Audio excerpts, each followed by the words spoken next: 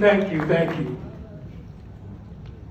We have said a lot about what the Tuskegee Airmen did. I want to talk a little bit about what you did for the Tuskegee Airmen. And I want you to think a little bit about where some of the Tuskegee Airmen started. I grew up with my grandparents. My grandfather was born 3 years after slavery. So I said, how did you know that, Grandpa? He said, my mother told me. He pointed out about this mother, but I think they had a slave family. I haven't figured it out, but I think they did have a family. My grandmother couldn't read. My grandfather could barely read. But she could make an awful cookie. She called them tea cakes. And she would hide them because I would eat them all in one sitting.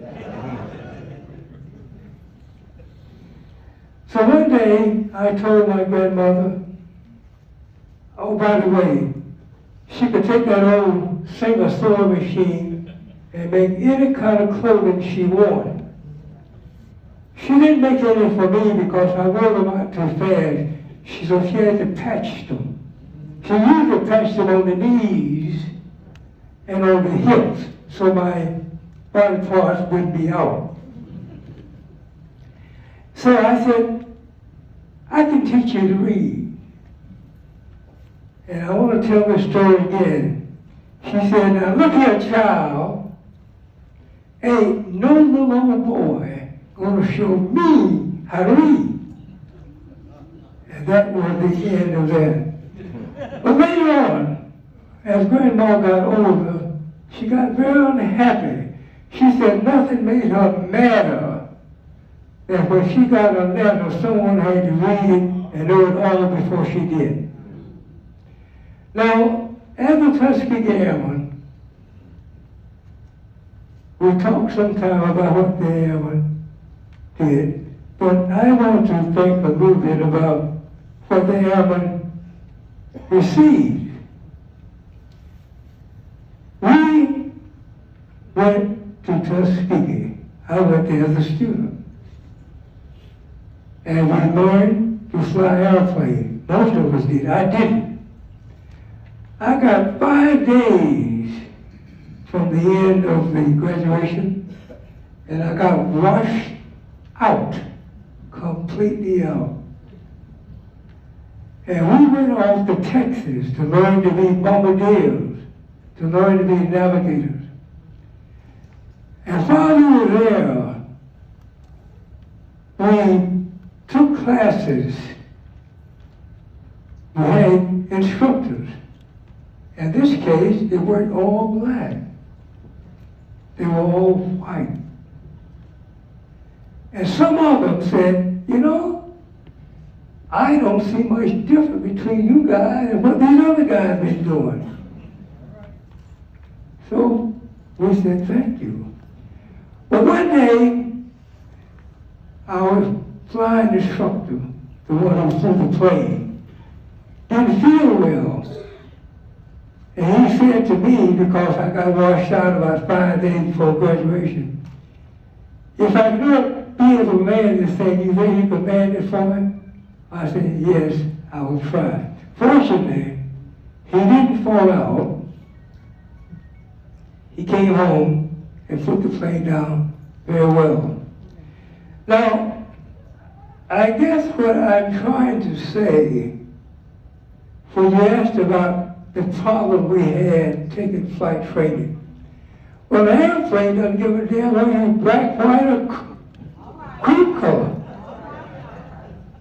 It's a machine, it doesn't care. It's the people and how you interact with people and how people interact with you. Now, I'm very fortunate. Tuskegee gave me a lot. It gave me 2 degrees from that institution. It gave me 2 years employment from that institution. It gave me a lovely wife from that institution. It gave me a son from that institution. And I tried to do my best for my family and my people. And I tried to set the bar as high as I could for my son. So my son didn't go to Tuskegee. He went to Boston College.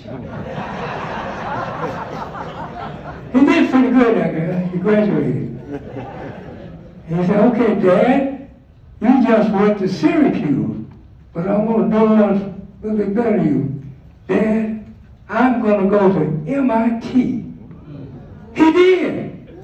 He graduated. He got a PhD from MIT. And he put me in the shade for a while. I had a son. I had a grandson. Well, my grandson said, I put both of you guys in the shade. I'm going to go to Harvard. He did. He graduated from Harvard. He said, I'm going to do you one more higher. I'm going to get a graduate degree from Harvard. And right now, he's working on it. He's coming down the home stretch. So I'd like to say thanks, Tuskegee, for what all you did for us. And one last thing, my lovely wife was a Tuskegee graduate also. Thank you very much.